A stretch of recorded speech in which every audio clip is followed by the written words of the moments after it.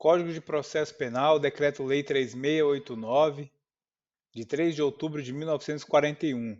Código de Processo Penal. Livro 1 do Processo em Geral, Título 1, Disposições Preliminares.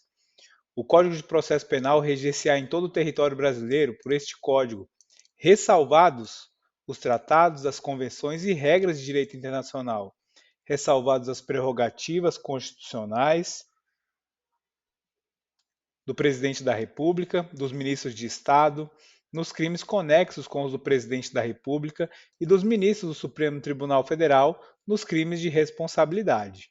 Ressalvados os processos da competência da Justiça Militar, ressalvados os processos da competência do Tribunal Especial, ressalvados os processos por crime de imprensa.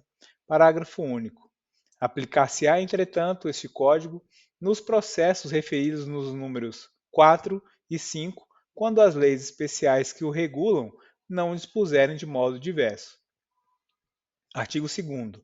A lei processual penal aplicar-se-á desde logo, sem prejuízo da validade dos atos realizados sobre a vigência da lei anterior. Artigo 3º. A lei processual penal admitirá interpretação extensiva e aplicação analógica, bem como o suplemento dos princípios gerais de direito. Juiz das garantias. Artigo 3º-A. O processo penal terá estrutura acusatória, vedadas a iniciativa do juiz na fase de investigação e a substituição da atuação probatória do órgão de acusação. Artigo 3º-B. O juiz das garantias é responsável pelo controle da legalidade da investigação criminal e pela salvaguarda dos direitos individuais, cuja franquia tenha sido reservada à autorização prévia do Poder Judiciário, competindo-lhe especialmente 1. Receber a comunicação imediata da prisão nos termos do inciso 42 do caput do artigo 5º da Constituição. 2. Receber o auto de prisão em flagrante para o controle da legalidade da prisão, observado o disposto no artigo 310 desse Código. 3. Zelar pela observância dos direitos do preso, podendo determinar que este seja conduzido à sua presença a qualquer tempo. 4. Ser informado sobre a instauração de qualquer investigação criminal. 5. Decidir sobre o requerimento de prisão provisória ou outra medida cautelar, observado o disposto no parágrafo 1º desse artigo. 6. Prorrogar a prisão provisória ou outra medida cautelar, bem como substituí-las ou revogá-las, assegurando, no primeiro caso, o exercício do contraditório em audiência pública e oral, na forma do disposto nesse Código ou em legislação especial pertinente. 7. Decidir sobre o requerimento de produção antecipada de provas, consideradas urgentes e não repetíveis, assegurados o contraditório e a ampla defesa em audiência pública e oral. 8. Prorrogar o prazo de duração do inquérito, estando o investigado preso, em vista das razões apresentadas pela autoridade policial e observado o disposto no parágrafo 2º desse Código. 9. Determinar o trancamento do inquérito policial quando não houver fundamento razoável para sua instauração ou prosseguimento. 10. Requisitar documentos, laudos e informações ao delegado de polícia sobre o andamento da investigação. 11. Decidir sobre os requerimentos de interceptação telefônica, do fluxo de comunicações em sistemas de informática e telemática ou de outras formas de comunicação. O afastamento dos sigilos fiscal, bancário, de dados e telefônico. Busca e apreensão domiciliar, acesso a informações sigilosas, outros meios de obtenção da prova que restringam direitos fundamentais do investigado, julgar o habeas corpus impetrado antes do oferecimento da denúncia, determinar a instauração de incidente de insanidade mental, decidir sobre o recebimento da denúncia ou queixa nos termos do artigo 399 desse Código, assegurar prontamente, quando se fizer necessário, o direito outorgado ao investigado e ao seu defensor de acesso a todos os elementos informativos e provas produzidos no âmbito da investigação criminal, salvo no que concerne estritamente às diligências em andamento. Deferir pedido de admissão de assistente técnico para acompanhar a produção da perícia. Decidir sobre a homologação de acordo de não persecução penal ou os de colaboração premiada, quando formalizados durante a investigação. Outras matérias inerentes às atribuições definidas no caput desse artigo. Parágrafo 1º.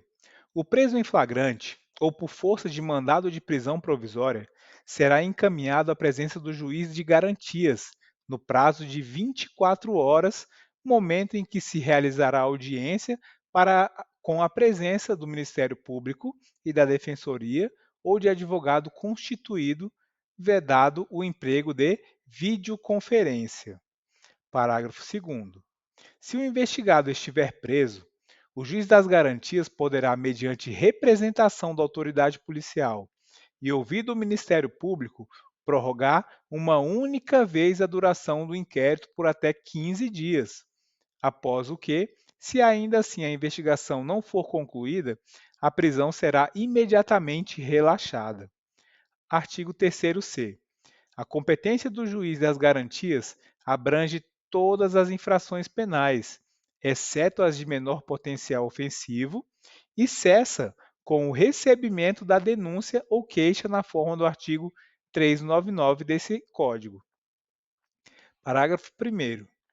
Recebida a denúncia ou queixa, as questões pendentes serão decididas pelo juiz da instrução e julgamento. Parágrafo 2º. As decisões proferidas pelo juiz das garantias não vinculam o juiz da instrução e julgamento, que, após o recebimento da denúncia ou queixa, deverá reexaminar a necessidade das medidas cautelares em curso, no prazo máximo de 10 dias. Parágrafo 3º. Os autos que compõem as matérias de competência do juiz das garantias ficarão acautelados na secretaria desse juízo, à disposição do Ministério Público e da Defesa, e não serão apensados aos autos do processo enviados ao juiz da instrução e julgamento, ressalvados os documentos relativos às provas irrepetíveis, medidas de obtenção de provas ou de antecipação de provas, que deverão ser remetidos para apensamento em apartado. Parágrafo 4º. Fica assegurado às partes o amplo acesso aos autos acautelados na Secretaria do Juízo das Garantias. Artigo 3º-D. O juiz que, na fase de investigação, praticar qualquer ato incluído nas competências dos artigos 4º e 5º desse Código, ficará impedido de funcionar no processo. Parágrafo único. Nas comarcas em que funcionar apenas um juiz, os tribunais criarão um sistema de rodízio de magistrados, a fim de atender às disposições desse capítulo. Artigo 3º-E.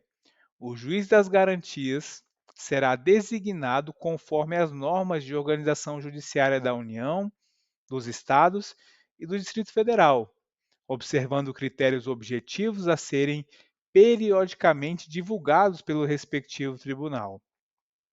Artigo 3º-F. O juiz das garantias deverá assegurar o cumprimento das regras para o tratamento dos presos,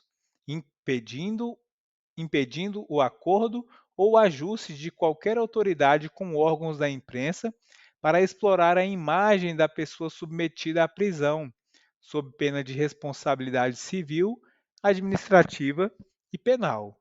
Parágrafo único. Por meio de regulamento, as autoridades deverão disciplinar em 180 dias o modo pelo qual as informações sobre a realização da prisão e a identidade do preso serão de modo padronizado e respeitada a programação normativa aludida no caput desse artigo, transmitidas à imprensa, assegurados a efetividade da persecução penal, o direito à informação e a dignidade da pessoa submetida a prisão.